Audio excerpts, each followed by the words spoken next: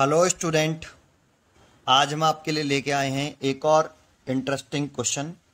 A wire is carrying a current, is it charged? Wire में अगर current flow कर रही हो तो क्या वह वायर चार्ज्ड है? तो आंसर है नो। किसी वायर में करंट फ्लो करती है तब भी वह वायर अनचार्ज्ड या न्यूट्रल ही होता है। आइए समझते हैं कैसे। इसके लिए न्यूट्रल बॉडी का मीनिंग क्या होता है? न्यूट्रल या अनचार्ज बॉडी। न्यूट्रल या अनचार्ज्ड बॉडी।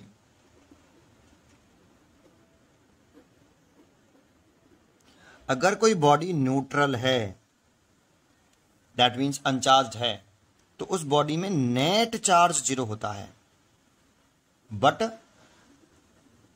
नेट चार्ज 0 होगा, लेकिन उस बॉडी के इनसाइड चार्ज प्रेजेंट होता है।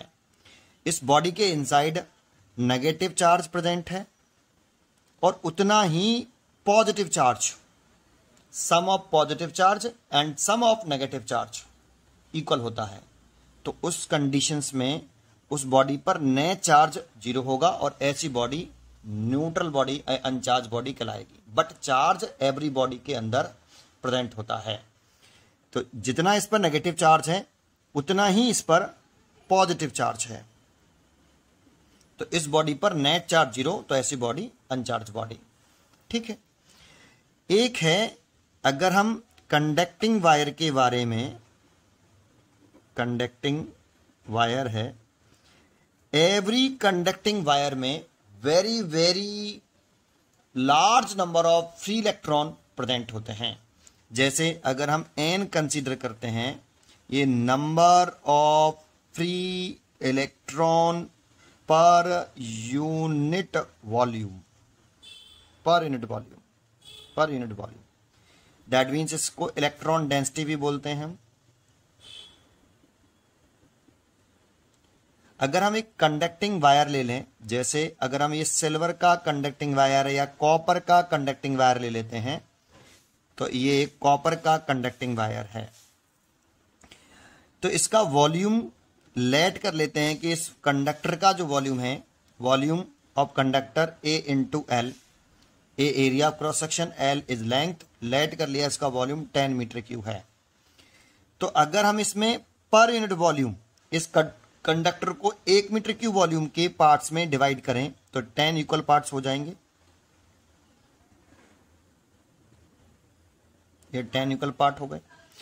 इसके 1 मीटर क्यूब वॉल्यूम में कॉपर के वायर में लगभग अप्रोक्सीमेट 10 की पावर 28 इलेक्ट्रॉन पर मीटर क्यूब प्रेजेंट होते हैं।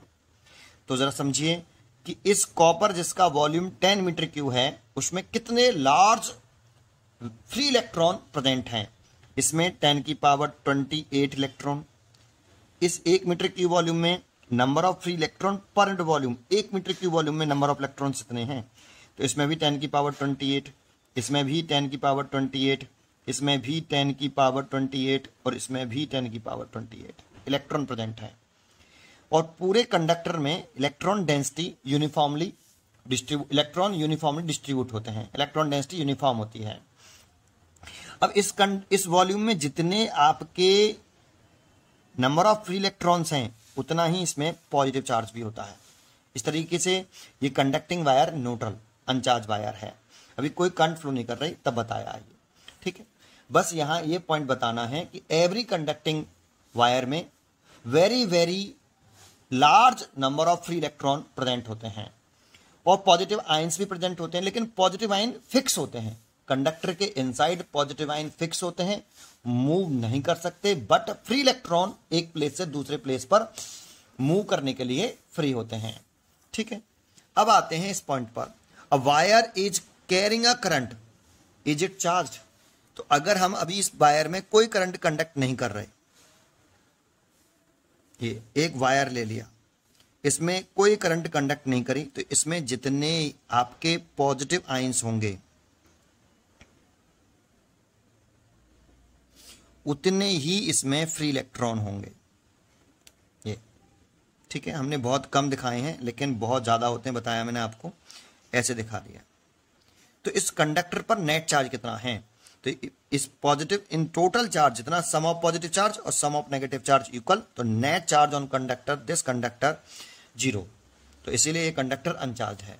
बट अगर हम इसी कंडक्टर को एक सेल से कनेक्ट कर दें, दैट मीन्स इसमें करंट फ्लो करा दें, उस सिचुएशन में हमें बताना है कि अगर किस कंडक्टर में करंट फ्लो कर रही है तो वो कंडक्टर अनचार्ज कैसे, उसको समझते हैं। तो मैंने सेल लगा दिया, ये प्लस ये माइनस। तो जैसे ही हम इस सेल को कनेक्ट करेंगे तो इसके अंदर ये जो पॉजिटिव आयन है ये तो फिक्स रहते हैं, ये तो मूव नहीं कर सकते, लेकिन ये इलेक्ट्रॉन मूव करने के लिए फ्री होते हैं। जैसे हम ये लगाएंगे तो यहाँ ये लो पोटेंशियल और ये हाई पोटेंशियल, दैट मीन्स ये नेगेटिवली चार्ज ये वाला एंड और ये वाला एंड पॉजिटिवली चार्ज। तो ये जो इलेक्ट्रॉन है इसके इनसाइड, ये इलेक्ट्रॉन ड्रिफ्ट करने लगेंगे negative end to positive end, ये इलेक्ट्रॉन ड्रिफ्ट करने लगेंगे आपके positive end to negative end. ये इलेक्ट्रॉन जो हैं ये नेगेटिव एंड से पॉजिटिव एंड की तरफ ड्रिफ्ट करने लगते हैं। अब ये क्वेश्चन उठता है कि अगर ये इलेक्ट्रॉन अगर इस क्रॉस सेक्शनल एरिया को क्रॉस करके इधर से इधर आ जाएगा तो इसमें नंबर ऑफ इलेक्ट्रॉन कम हो जाएंगे और पॉजिटिव आयन ज्यादा हो जाएंगे, इससे ये चार्ज हो जाएगा। जबकि ऐसा नहीं होता। क्या होता है कि जब ये इलेक्ट्रॉन इस वाले क्रॉस सेक्शन एरिया को क्रॉस करता है तो सेम मोमेंट में जितने इलेक्ट्रॉन इस एरिया ऑफ क्रॉस सेक्शन को क्रॉस करके इस कंडक्टर से लीव करते हैं इस वाले एंड से, तो दूसरे वाले एंड से सेम मोमेंट पर उसी टाइम उतने ही इलेक्ट्रॉन इस क्रॉस सेक्शनल एरिया में एंटर करते हैं। जितने नंबर ऑफ इलेक्ट्रॉन्स इस वाले क्रॉस सेक्शन एरिया से 1 सेकंड में लीव करते हैं उतने ही इलेक्ट्रॉन उसी 1 सेकंड में इस वाले क्रॉस सेक्शन एरिया से एंटर करते हैं। इस तरीके से इस कंडक्टर के इनसाइड टोटल चार्ज 0 ही रहता है।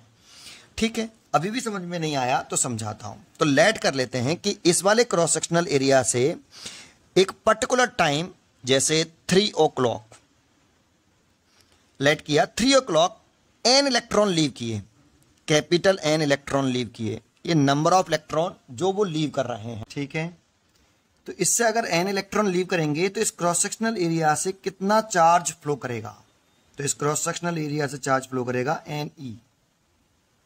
ठीक है, तो इस क्रॉस सेक्शनल एरिया से कितना करंट कंडक्ट करेगा, तो इस करंट कंडक्ट करेगा I = Q/T, तो Ne/T।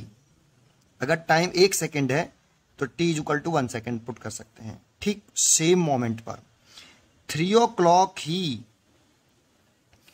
इस वाले क्रॉस सेक्शन एरिया से उतने ही नंबर ऑफ इलेक्ट्रॉन इस कंडक्टिंग वायर्स में से इसमें एंटर करते हैं। इससे 1 सेकेंड में 3 o'clock 1 सेकेंड में या किसी मोमेंट पर n इलेक्ट्रॉन अगर लीव किए तो इससे कितना चार्ज फ्लो किया, इतना। तो उसी सेम मोमेंट पर जितने इलेक्ट्रॉन यहां से लीव किए हैं उतने ही नंबर ऑफ इलेक्ट्रॉन इस वाले क्रॉस सेक्शन एरिया पर एंटर करते हैं सेम टाइम पर, सेम मोमेंट पर। तो एक बताओ, जितने इलेक्ट्रॉन यहां से लीव कर जाएंगे उतने ही एंटर कर जाएंगे, तो इसके इनसाइड टोटल चार्ज कितना रहेगा, 0। तो नेट चार्ज 0 रहेगा। और यहां कितनी करंट फ्लो कर जाएगी, तो यहां करंट फ्लो कर जाएगी I = Ne/T।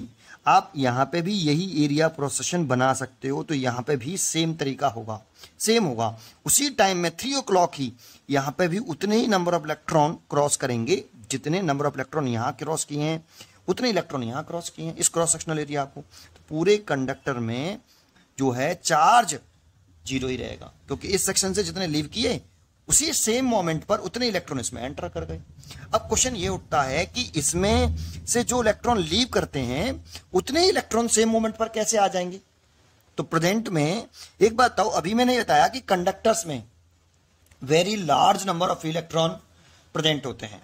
तो एक बताओ, इसमें पूरे में यहां पर इसमें पूरे में वेरी ये जो मैं गोले से बना रहा हूं, डॉट बना रहा हूं, ये नंबर ऑफ फ्री इलेक्ट्रॉन्स हैं। ये पूरे में वेरी लार्ज अमाउंट में है, तो ये पूरे में भरे हुए हैं इस तरीके से। थोड़ा सा टाइम लगेगा बनाने में, लेकिन ये जरूरी है बेटा। यही समझ में नहीं आता, इसीलिए समझ में नहीं आता है कैसे, तो ये मैंने ये इलेक्ट्रॉन बना दिए बेटा, थोड़ा सा जल्दी कर देता हूं।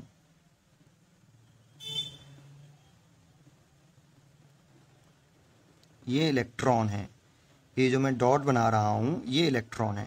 क्वेश्चन ये आता है कि जितने इलेक्ट्रॉन यहां से लीव करेंगे तो सेम मोमेंट पर उतने इलेक्ट्रॉन कैसे एंटर कर देंगे, ये क्वेश्चन समझ में नहीं आ रहा है।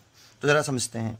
जैसे ही यहां से सपोज करो कि एक इलेक्ट्रॉन लीव करता है 3 o'clock, तो जैसे ये इलेक्ट्रॉन लीव करेगा तो ये सारे इलेक्ट्रॉन अपनी प्लेस पर एक एक डिजिट एक एक प्लेस शिफ्ट हो जाएंगे। ये सारे इलेक्ट्रॉन ऐसे, ये सारे इलेक्ट्रॉन शिफ्ट होंगे और यहां से जैसे ये इलेक्ट्रॉन इस क्रॉस सेक्शनल एरिया को क्रॉस किया तो यहां से कोई दूसरा इलेक्ट्रॉन, कोई दूसरा, ऐसे थोड़ी है कि यही वाला इलेक्ट्रॉन घूम के यहां से ऐसे आएगा, तो टाइम लगेगा, तब तक ये चार्ज हो जाएगा। इस सेक्शन से एक इलेक्ट्रॉन अगर लीव करता है तो सेम मोमेंट पर यहां से कोई दूसरा इलेक्ट्रॉन इसके अंदर एंटर कर जाता है। तो इस कंडक्टर के इनसाइड जो पॉजिटिव चार्ज है और इलेक्ट्रॉन्स हैं वो इक्वली बने रहते हैं। इस तरीके से कंडक्टर में करंट भी फ्लो करती है, फिर भी कंडक्टर्स में करंट कैरिंग कंडक्टर अनचार्ज ही रहता है, और इलेक्ट्रॉन के फ्लो होने के अपोजिट डायरेक्शन में करंट फ्लो करती है, जिसे हम कन्वेंशनल करंट बोलते हैं। आई आपको समझ में आया होगा कि करंट फ्लो करते समय वायर अनचार्ज क्यों रहता है। ठीक है, अगर इसको एक एग्जांपल से और समझाते हैं। इसमें एक एग्जांपल देते हैं। जैसे हमारे पास एक ये वाटर की ट्यूब है और ये बहुत लॉन्ग ट्यूब है, 1 kilometre 2 kilometre 5 kilometre long tube है, और ये पूरी फुली वाटर से भरी हुई है, फुल भरी हुई है, ये पूरी की पूरी वाटर से फुल भरी हुई है, और इसकी ये जो लेंथ है वो 10 किलोमीटर है, 10 किलोमीटर, ये फुल भरी हुई है वाटर से। तो एक क्वेश्चन उठता है कि अगर यहां से हम 2 वाटर की ड्रॉपलेट इसमें एंटर करती हैं 3 o'clock, तो बताओ यहां से सेम मोमेंट पर 2 वाटर की ड्रॉपलेट लीव नहीं करेंगी क्या? यही वाटर की ड्रॉपलेट लीव करेंगी दूसरी, तो दूसरी लीव करेंगी। अगर ये वाटर की ट्यूब जो है वो कितनी भी लॉन्ग हो और कंप्लीटली फुली वाटर से भरी हुई है, तो अगर यहां से अगर 2 वाटर की ड्रॉपलेट एंटर करती हैं तो सेम मोमेंट पर दूसरे एंड से उतनी ही वाटर की ड्रॉपलेट बाहर लीव कर जाएंगी। बिल्कुल सेम प्रोसेस यहां है, क्योंकि इसमें भी कंडक्टर्स में very very large number of free electron present होते हैं। तो इसीलिए इस सेक्शन से अगर एक इलेक्ट्रॉन लीव करता है तो सेम मोमेंट पर यहां पर भी उतने ही इलेक्ट्रॉन एंटर कर जाते हैं, और इस तरीके से इसके अंदर सम ऑफ पॉजिटिव चार्ज और सम ऑफ नेगेटिव चार्ज इक्वली रहता है, और ये वायर करंट फ्लो करने के बावजूद भी अनचार्ज ही रहता है। तो कोई वायर में अगर करंट फ्लो करती है तो वायर अनचार्ज ही होता है। इसको लिखना चाहें तो हम ऐसे एक्सप्लेन कर सकते हैं कि the wire remain uncharged when current flow through it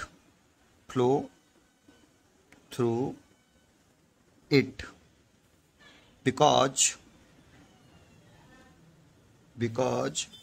the number of free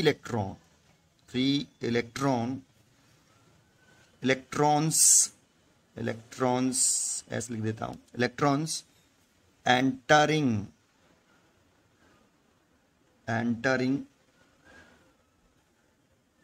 per second at one end of wire is equal to the number of electrons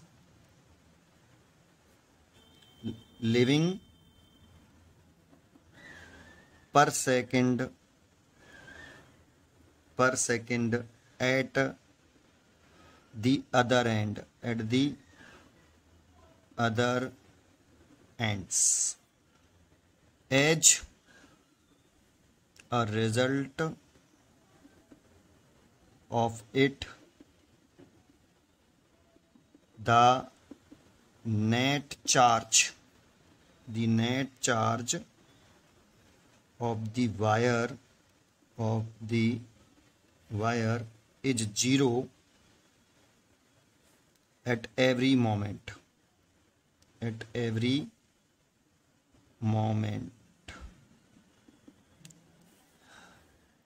आपको ये वीडियो कैसा लगा? अगर आपको ये वीडियो अच्छा लगा हो, ये टॉपिक अच्छा लगा हो, तो please like and share and subscribe my channel, जिससे मैं ऐसी ही अच्छी वीडियो आपके लिए बार बार बनाता रहूं। Thank you. पढ़ते रहिए एंड खुश रहिए।